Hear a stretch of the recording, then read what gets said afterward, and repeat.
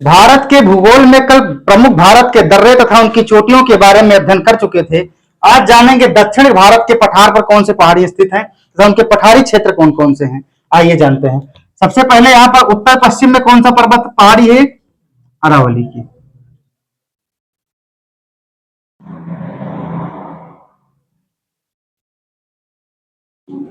इसके पूर्वी क्षेत्र में कौन सा पठार है भैया? ये मालवा का पठार है। मालवा पठार के पूरब में बुंदेलखंड का पठार है। बुंदेलखंड के पठार के थोड़ा सा नीचे कौन सा पठार है?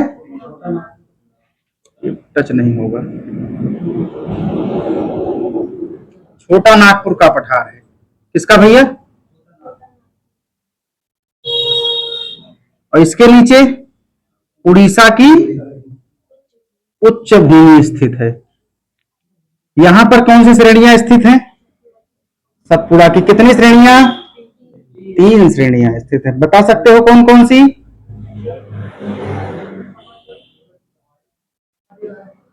इसको क्या लिख सकते हैं भैया? मालवा का पठार। इसको बुंदेलखंड का पठार।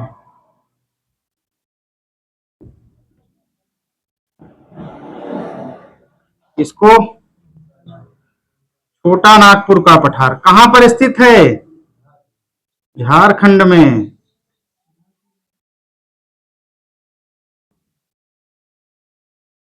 छोटा नागपुर पठार के पूर्वी क्षेत्र में छोटा नागपुर पठार की उच्च भूमि पाई जाती है और उसके पूर्व में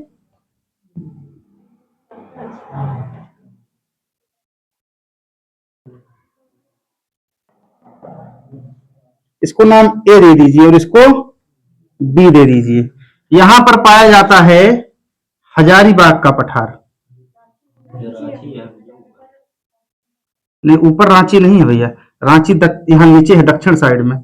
कहाँ बनाए इसको? यही बना दे रहे हैं, रांची का पठार।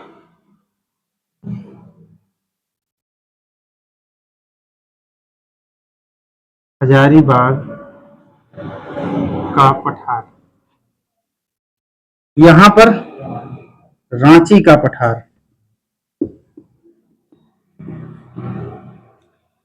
प्रायद्वीपीय पठार की यहां पर हिस्सा बचा हुआ जिसको क्या कहते हैं भैया? किसके भाग हैं गारो खासी जयंतिया? मेघालय पठार का भाग है। मेघालय पठार किसका भाग है? प्रायद्वीपीय पठार का भाग है। यहां गारो लिख लो, यहां खासी लिख लो और यहां ये किसके भाग होंगे? मेघालय पठार के भाग। मेघालय पठार किसका भाग है? यहां लिख लो मेघालय पठार।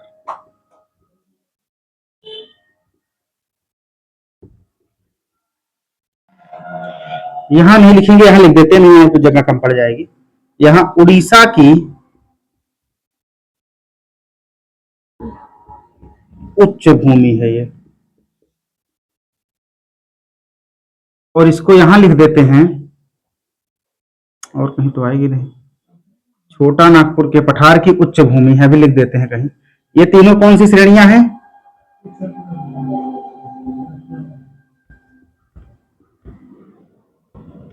सतपुड़ा की तीनों श्रेणियां कौन कौन सी हैं? सतपुड़ा, महादेव और मैकाल।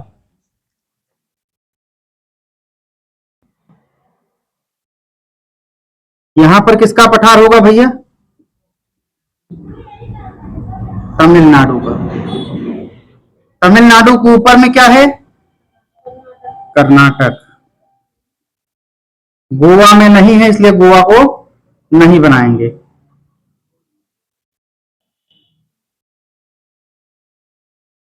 यहां पर लिख लीजिए महाराष्ट्र का पठार।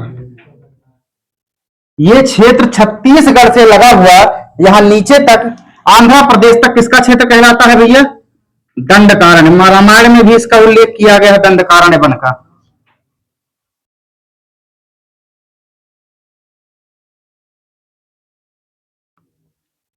दंडकारण्य का पठार। अब बनाइए फिर लिखवाते हैं, 2 पॉइंट छूट गया है, इसको लिखिए अरावली। अरावली की पहाड़ी,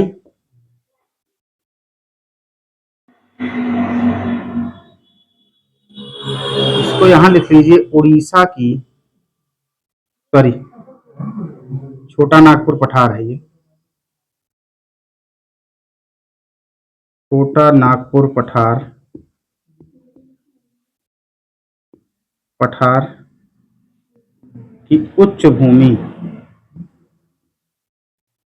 लिखिए। कल इसके बारे में चर्चा हो चुकी थी। सतपुड़ा पर्वत के दक्षिण में प्रायद्वीपीय पठार हैं, और प्रायद्वीपीय पठार किससे निर्मित है? लावा के चट्टानों पर निर्मित है। इस पर कौन कौन सी मिट्टियां पाई गई थी? लैटेराइट, काली और लाल मिट्टी। अब इसके बाद देखिए मालवा का पठार।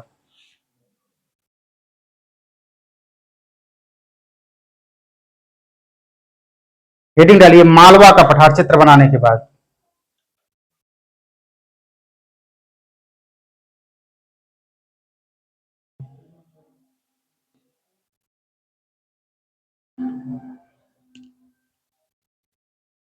हेडिंग डालिए मालवा का पठार।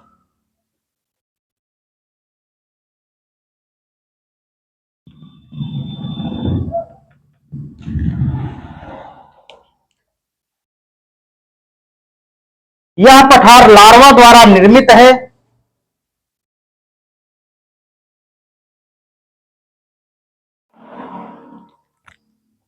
यह पठार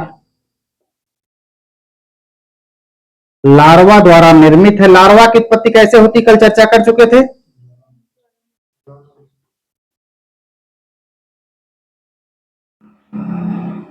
इस पर काली मिट्टी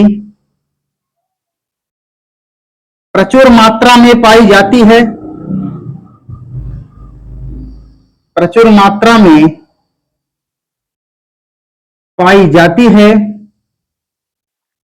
इस पर काली मिट्टी प्रचुर मात्रा में पाई जाती है।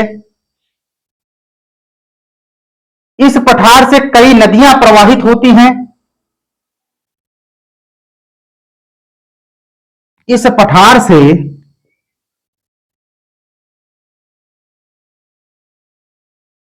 सबसे ज्यादा मालवा को पठार को खड्ड बनाने वाली अर्थात बीहड़ प्रदेश बनाने वाली नदी है, उसका नाम है चंबल नदी। क्या नाम है? चंबल नदी। लिखवा रहे हैं, इसको लिखना मत बता रहे हैं। इस पठार से कई नदियां प्रवाहित होती हैं, जैसे चंबल,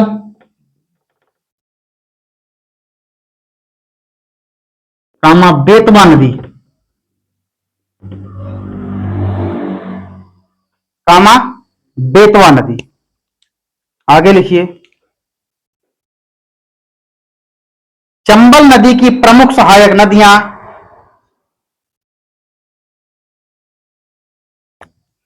चंबल नदी की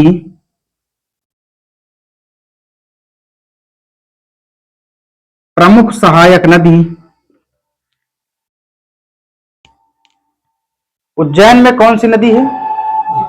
क्षिप्रा। किसकी सहायक नदी है? चंबल। लिखिए क्षिप्रा चंबल नदी, चंबल नदी की प्रमुख सहायक नदियां क्षिप्रा, काली सिंध, पार्वती इत्यादि।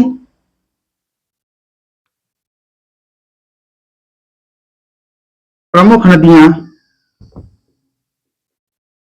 क्षिप्रा, कामा काली सिंध,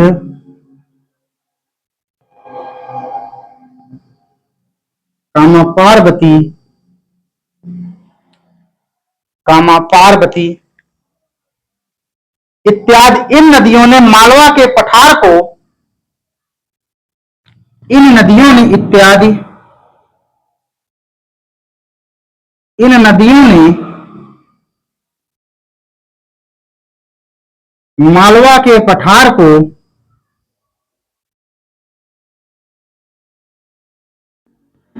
इतना काट छांट दिया है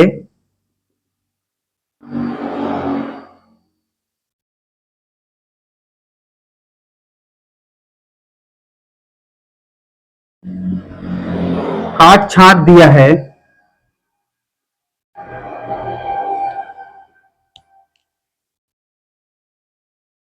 कि यहां की भूमि अत्यंत उबड़ खाबड़ हो गई है। इसी उबड़ खाबड़ प्रदेश को बीहड़ प्रदेश के नाम से जाना जाता है, इसीलिए मालवा के पठार पर आज तक खेती नहीं की जाती है। इतना काट छाट दिया है कि यहां की भूमि उबड़ खाबड़ हो गई है। इसी उबड़ खाबड़ प्रदेश को इसी उबड़ खाबड़ प्रदेश को क्या कहते हैं भैया? बीहड़ प्रदेश कहते हैं। कौन सा प्रदेश? बीहड़ प्रदेश। जब कोई गांव उड़ जाता है तब भी उसे कहते हैं बीहड़ हो गया। इसका मतलब क्या हो गया कि उस गांव की उर्वरा शक्ति घट गई है तथा उस गांव में अकाल की स्थिति पैदा हो गई है। वही स्थिति इस प्रदेश में है कि मालवा के पठार में आज भी पानी 800 फीट के नीचे होता है। मध्य प्रदेश में तो हम रहे हैं, 800 फीट के नीचे ही पानी अपने यहां 120 फीट में पानी मिल जाता है। बीहड़ प्रदेश कहते हैं। अभी 2021 में कोरोना के बाद केन बेतवा लिंक परियोजना चली 2022 में। कारण क्या था उसको चलाने का? इसी मालवा के पठार को और बुंदेलखंड के पठार को समुचित पानी की व्यवस्था उपलब्ध कराई जा सके, जिससे यहां पर समुचित खेती हो सके और यहां के किसानों का भी उत्थान हो सके। क्यों चलाई गई? क्योंकि केन बेतवा कहां बह रही है?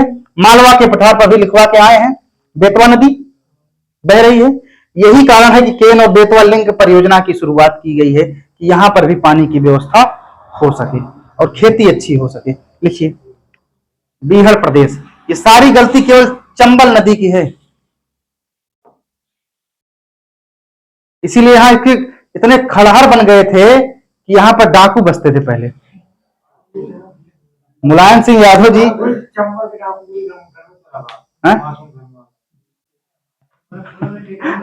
तुम तो पूरी हिस्ट्री बताने लगते हो यार।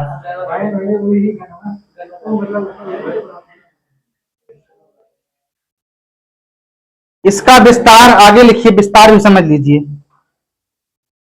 इसका विस्तार मध्य प्रदेश के उत्तरी और पश्चिमी हिस्से में पाया जाता है। इसका विस्तार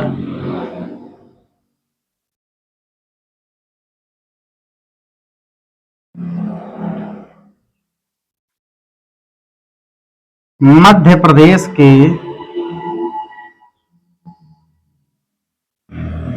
उत्तरी और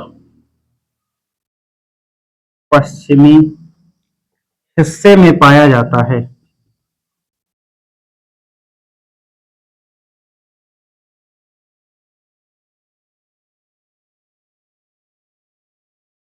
इस पठार का भाग तो अपने यहां भी है, पता ही है, झांसी का क्षेत्र।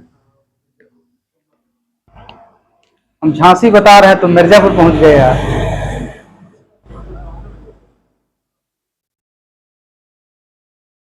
सोनभद्र का जो क्षेत्र बता रहे हो विंध्य का क्षेत्र है, इसके पहले पढ़ा चुके हैं। अच्छा नहीं थे क्या?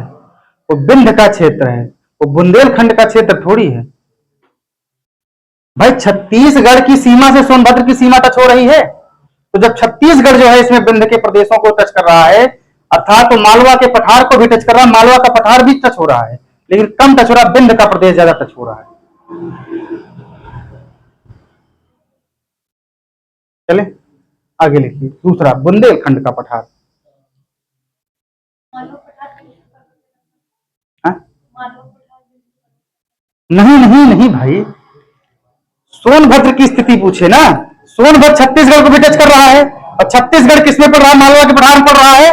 बताए थे उस दिन, जब मालवा के पठार में छत्तीसगढ़ पड़ रहा है तो सोनभद्र की कुछ सीमाएं मालवा के पठार को भी टच कर रही है, बुंदेलखंड के पठार को भी टच कर रही है। बताए थे मालवा के पठार से कौन सी नदियां निकाल दिए थे? क्या ये स्थिति है? बताओ कैसे पढ़ाए हैं।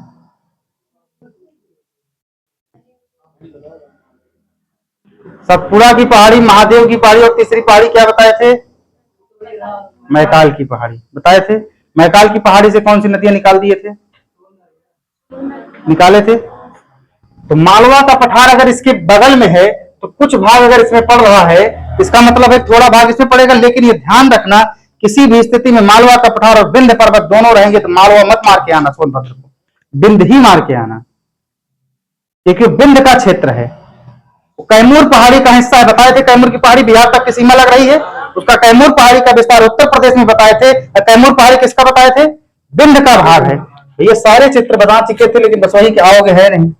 ये है विंध्य पहाड़ी, ये कैमूर की पहाड़ी, और यहाँ पर बनाए थे राजमहल की पहाड़ी, यहाँ बनाए थे भांडेर की पहाड़ी, 4 पहाड़ियां बनाए थे विंध्य क्षेत्र की, बनाए थे। सतपुड़ा की 3 पहाड़ी बनाए थे, विंध्य पर्वत की 4 पहाड़ियों का अध्ययन कराए थे। यहाँ पर विंध्य की पहाड़ी, भांडेर की पहाड़ी, और यहाँ पर कैमूर की पहाड़ी, और यहाँ पर राजमहल की पहाड़ी। राजमहल पहाड़ी की सबसे ऊंची चोटी क्या बताए थे, पारसनाथ की चोटी बताए थे। और विंध्य पर्वत की और भांडेर की पहाड़ी दोनों कहां स्थित बताए थे, कहां बताए थे, मध्य प्रदेश में। और विंध्य पर्वत का ही भाग है क्या, कैमूर पहाड़ी। कैमूर पहाड़ी का विस्तार मध्य प्रदेश, बिहार और उत्तर प्रदेश में बताए थे। तो सोनभद्र जो है इसी विंध्य पर्वत के क्षेत्र का कैमूर पहाड़ी का हिस्सा है, किसका, कैमूर पहाड़ी का। अगर कैमूर पहाड़ी ऑप्शन में नहीं देता तो किसको मार देंगे हम, विंध्य को मार देंगे। अब बात समझ में आ गई, अब तो मालवा में कोई दिक्कत नहीं। मालवा उत्तर पश्चिम में है तो पूरे उत्तर प्रदेश आने की कोई जरूरत ही नहीं है भाई, उत्तर प्रदेश की स्थिति यहां पर है, इसके नीचे मध्य में है क्या, मध्य प्रदेश।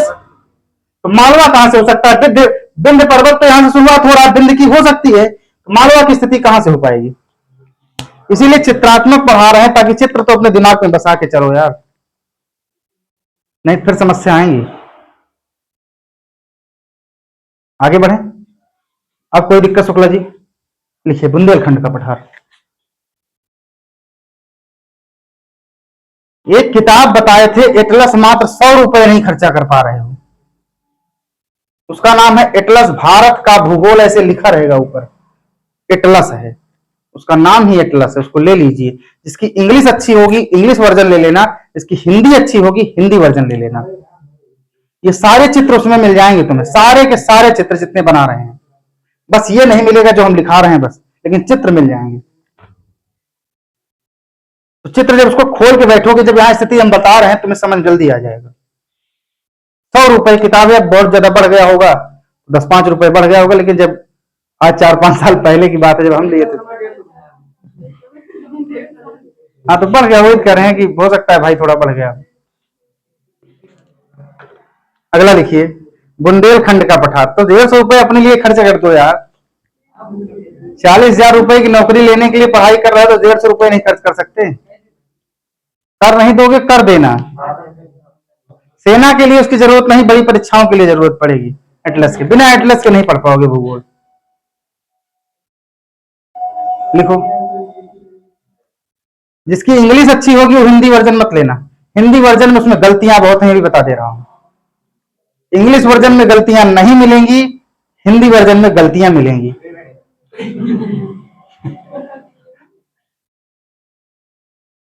अब हम पूरा पढ़े इसलिए उसकी सत्यता बता दे रहे हैं, इसलिए तुम मत लेना, तुम्हारी तो इंग्लिश सही, तुम ले लेना।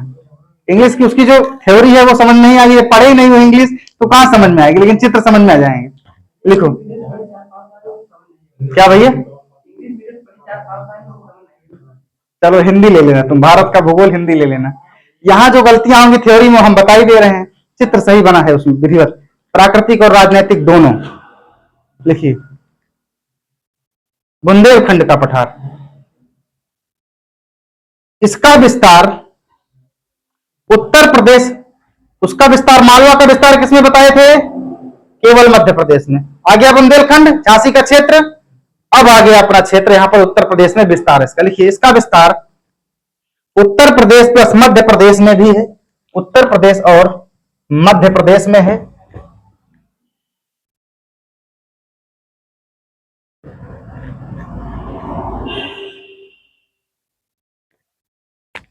बुंदेलखंड का पठार,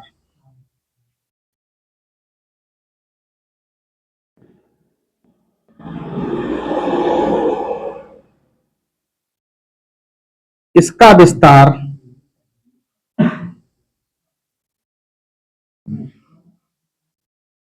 उत्तर प्रदेश और मध्य प्रदेश में है।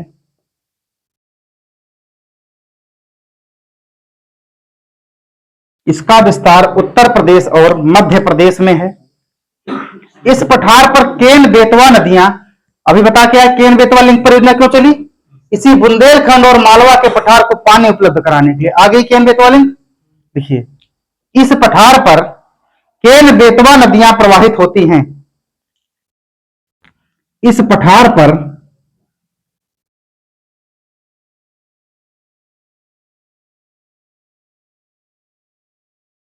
केन, अब ये पूछो, जब बेतवा नदी मालवा के पठार में लिखवा दिए तो यहां क्यों लिखवा रहे हो, पूछो। हाँ, बेतवा नदी कहां मिलती है, उत्तर प्रदेश के किस जिले में, जमुना से हमीरपुर में मिलती है, सारी चर्चा करेंगे नदियों में। और चंबल नदी कहां मिलती है, इटावा के समीप, किससे मिलती है, जमुना से मिलती है। ये सारी चर्चा उसमें करेंगे, यहां इसको नहीं लिखवाएंगे, केवल इसकी चर्चा करके आगे बढ़ रहे हैं। देखिए केन बेतवा, इस पठार पर बेतवा नदी क्यों यहां पर लिखवाना पड़ा, क्योंकि यहां पर हमीरपुर है, कहां पर, बुंदेलखंड के पठार का हिस्सा है, जो किसका, उत्तर प्रदेश का जिला है, इसलिए यहां पर भी ये प्रवाहित हो रही है। मालवा के पठार से इसकी उत्पत्ति हो रही है, लेकिन यहां पर बह रही है, इसलिए इसका भी वर्णन यहां करना पड़ा। अब समझ में आ गया क्यों करना पड़ा, क्योंकि हमीरपुर में ये आकर के जमुना से मिलती है। देखिए केन और बेतवा नदियां प्रवाहित होती हैं,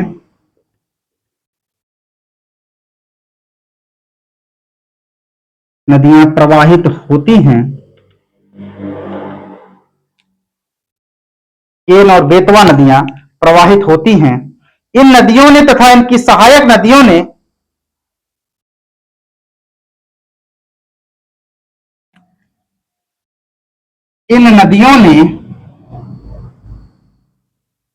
तथा इनकी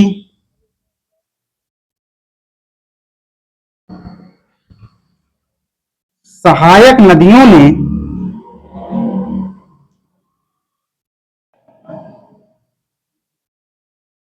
इस पठार को इतना काट छांट दिया कि बुंदेलखंड के पठार की भूमि असमतल हो गई। बुंदेलखंड के, हाँ, उसमें बीहड़ खड्ड का निर्माण करवाए थे, क्यों, क्योंकि चंबल नदी की प्रवाह की धारा पश्चिम दिशा में अधिक थी, इसलिए वहां पर खड्ड का निर्माण हुआ। बेतवा नदी के प्रवाह की धारा कम थी, इसलिए भूमि को असमतल कर पाई, लेकिन खड़हर नहीं बना पाई। बुंदेलखंड के पठार, भाई अगर असमतल कर रही, खड्ड कर रही, अगर दोनों एक ही चीज है तो यहां भी वही लिखना था, लेकिन दोनों में अंतर क्यों हुआ, क्योंकि प्रवाह की धारा की अधिकता और कम। जमुना नदी का प्रवाह, नर्मदा नदी के प्रवाह, गंगा नदी के प्रवाह में, तीनों में बहुत बड़ा अंतर है। नर्मदा नदी का प्रवाह अरब सागर में मिलती है, तो एस्चुरी का निर्माण इसलिए करती है क्योंकि उसकी धारा का प्रवाह अधिक है, और गंगा नदी का प्रवाह बंगाल की खाड़ी में गिरते समय धारा का प्रवाह कम हो जाता है, इसके सामने जो टीले होते हैं उसको काट नहीं पाता है, इसलिए क्या बन जाता है, डेल्टा बन जाता है। ये सारी चर्चा आगे करेंगे। बुंदेलखंड के पठार, इस पठार को इतना काट छाट दिया कि बुंदेलखंड के पठार की भूमि असमतल हो गई। असमतल मतलब ऊबड़ खाबड़ हो गई।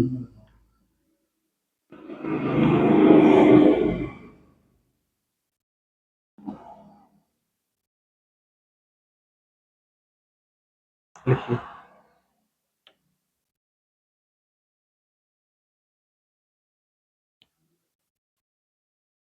तब इसकी असमतल भूमि को,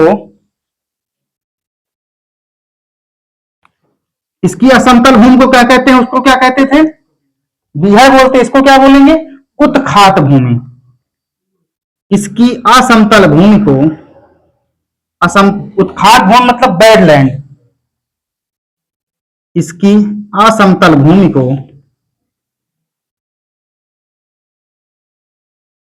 असमतल भूमि को उत्खात भूमि कहते हैं।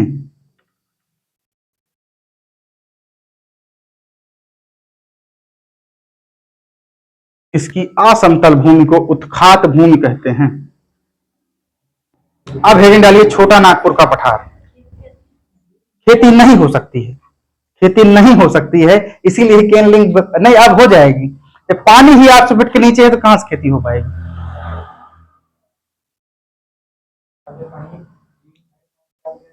हाँ भैया, यहाँ का पानी खारा भी होता है। पानी ही नीचे है तो खारा रहेगा ही। लिखिए, अगला लिखिए, छोटा नागपुर का पठार।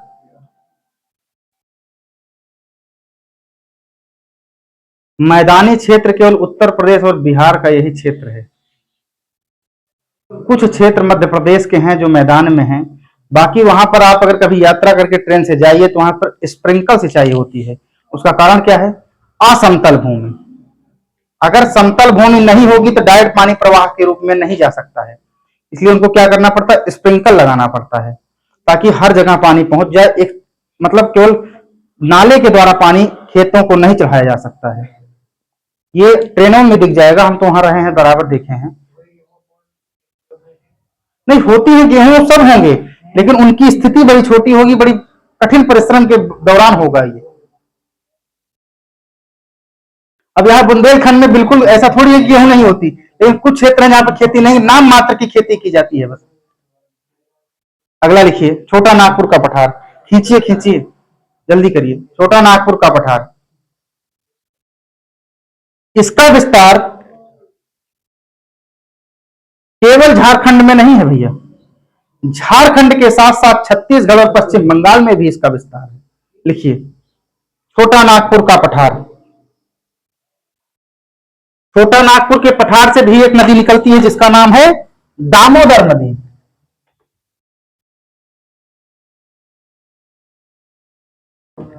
लिखवा रहे लिखवा रहे।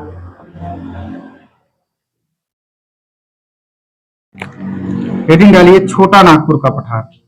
दोनों वर्णन हो गए हैं, तीसरे पर आ जाइए, छोटा नागपुर का पठार।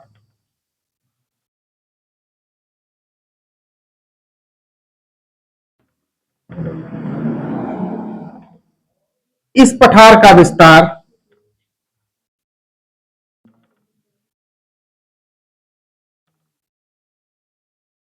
झारखंड,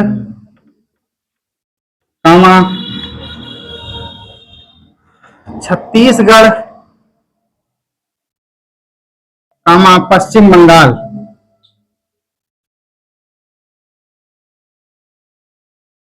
में है। छोटा नागपुर पठार का विस्तार झारखंड, छत्तीसगढ़ और पश्चिम बंगाल में है। छोटा नागपुर के पठार से दामोदर नदी प्रवाहित होती है। छोटा नागपुर के पठार से, यह एक ऐसी नदी है जो छोटा नागपुर के पठार को ही दो हिस्सों में विभाजित कर देती है। यही कारण है कि यहाँ पर दो पार्ट में बट गया है पार्ट, एक हजारीबाग का पठार और एक रांची का पठार। वो किसका कारण है? केवल इसी की देन है, क्योंकि इसी ऊंची भूमि से निकल रही है और इसको दो भागों में प्रवाहित कर दे रहे पूर्व दिशा में बहते हुए। ये समझ में आया क्यों बनाना पड़ा हजारीबाग का पठार और रांची का पठार? ये किसका कारण है? केवल दामोदर नदी का प्रभाव है कि उसी ऊंची भूमि से, उत्खात भूमि से निकलती है और एक पूरब दिशा में बह रही है। दामोदर नदी किसकी सहायक नदी है? किससे मिलती है ये?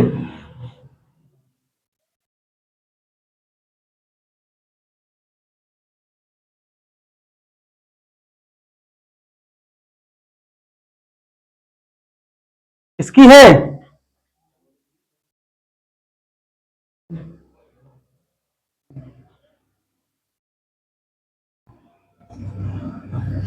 चलो प्रश्न बढ़ाएंगे तो हो नहीं पाएगा। दामोदर नदी हुगली की सहायक नदी, और हुगली किसकी है? गंगा की सहायक नदी है। एक बैक मार दो तो दामोदर किसकी सहायक नदी हो गई?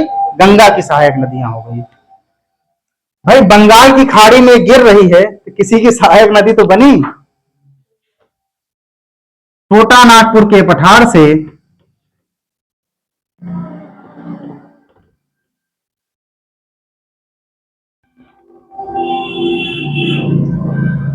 दामोदर नदी निकलती है,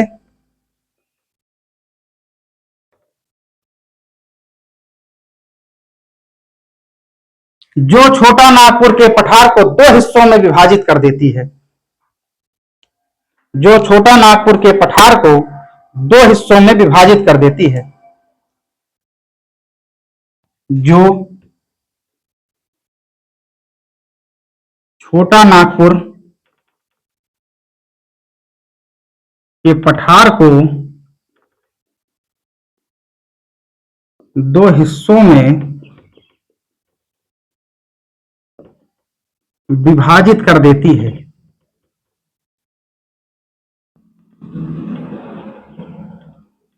विभाजन दिखा दिए हैं भैया चित्र में। जब ये बह रही ऊंची भूमि से, यहां से निकलने के बाद जब ये बह रही हुगली नदी से मिल रही है। हुगली नदी कहां बह रही है? पश्चिम बंगाल में। पश्चिम बंगाल में अगर बह रही है तो एक भाग क्या बन गया इसका झारखंड में? हजारीबाग का पठार। दूसरा क्या बन गया? रांची का पठार। देखिए एक लाइन इसमें और बढ़ाइए, फिर इन दोनों को दिखाते हैं स्थिति में।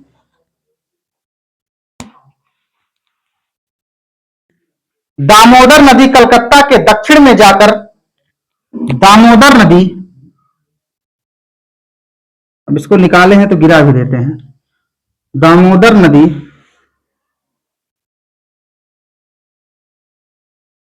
कलकत्ता,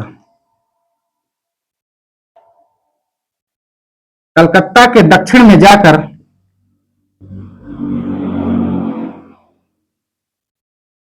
किस नदी से मिल जाती है? हुगली नदी से मिल जाती है। और हुगली नदी किससे मिल जाती है? गंगा से। अगर हुगली ऑप्शन में नहीं रहा तो गंगा मार देना। मिल जाती है। उतारो।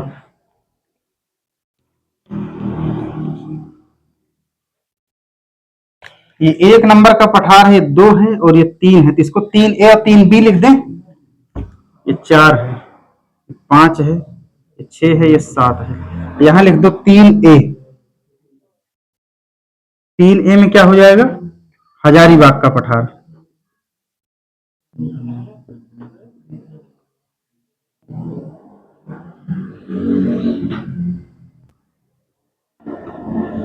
तीन के बी में क्या हो जाएगा? दूसरा पार्ट क्या पार्टी है? रांची का पठार।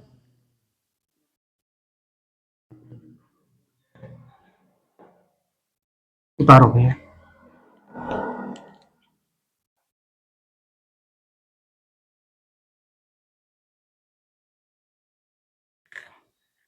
छोटा नागपुर के पठार के उत्तरी भाग में कौन सी पहाड़ी लिखवाए थे? छोटा नागपुर के पठार पर ही स्थित थी राजमहल की पहाड़ी।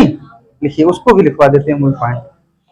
लिखिए, छोटा नागपुर पठार के उत्तरी भाग में राजमहल की पहाड़ियां स्थित है। छोटा नागपुर पठार के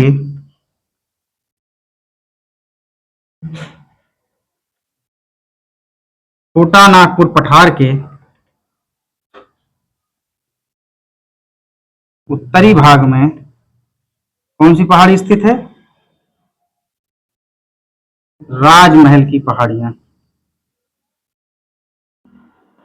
स्थित हैं।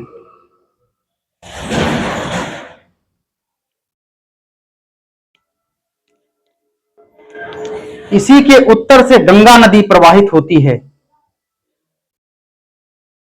इसी के उत्तर से गंगा नदी प्रवाहित होती है।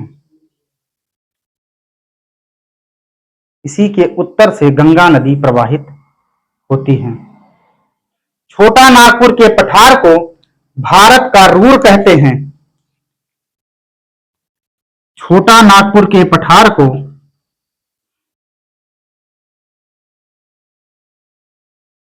छोटा नागपुर के पठार को भारत का रूर, रूर मतलब खनिजों का प्रदेश। भारत, हाँ हाँ हाँ, भारत का रूर कहते हैं, अर्थात खनिजों का प्रदेश कहते हैं।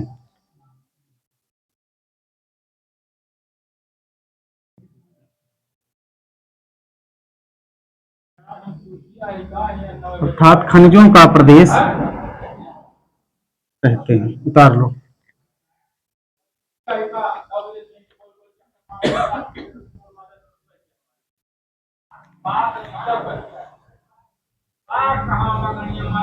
अब हेडिंग डालिए, उत्तर का विशाल मैदान। यहां से प्रश्न नहीं बनते हैं, केवल स्थिति दर्शा दिए हैं। केवल इतना ही बनता है कि सीढ़ीदार नुमा जो है पठार कहां पाए जाते हैं, तो केवल दंडकारण्य क्षेत्र या दक्षिण भारत में पाए जाते हैं। एक ही क्वेश्चन बनता है। कहिए तो लिखवा देंगे, लेकिन कोई प्रभाव नहीं मिलेगा, कोई क्वेश्चन नहीं मिलेगा। एक ही क्वेश्चन यही बनता है, सीढ़ीदार नुमा जो है पठार कहां पाए जाते हैं, तो दक्षिण का पठार या दंडकारण्य क्षेत्र में पाए जाते हैं।